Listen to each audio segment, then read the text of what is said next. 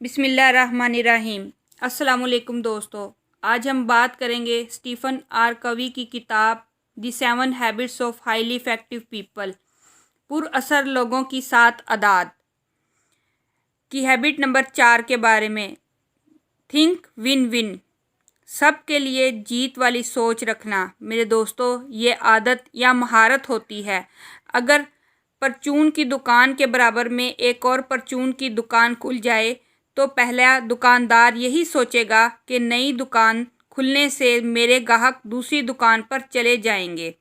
ये सोच ये कहतज़दा सोच है। कुछ लोग ज़िंदगी को मुकाबला समझते हैं, लेकिन मुकाबले में जीत छीनी जाती है, जबकि ज़िंदगी में जीत बांटने से मिलती है।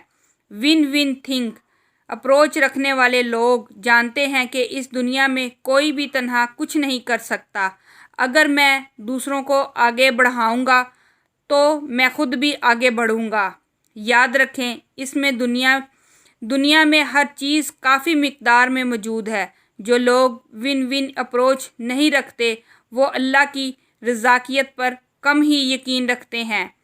ये मौका परस्ती और कीना परवरी को जन्म देता है, जबकि विन विन सोच एक असूल पर कायम है कि एक ट्रॉफ़ी सब के लिए काफ़ी होगी। ज़रूरी नहीं कि एक शख्स की कामयाबी दूसरे की नाकामी पर ही होती है। मेरे दोस्तों, मेरी वीडियो पसंद आई हो तो सब्सक्राइब, लाइक और कमेंट ज़रूर कीजिएगा।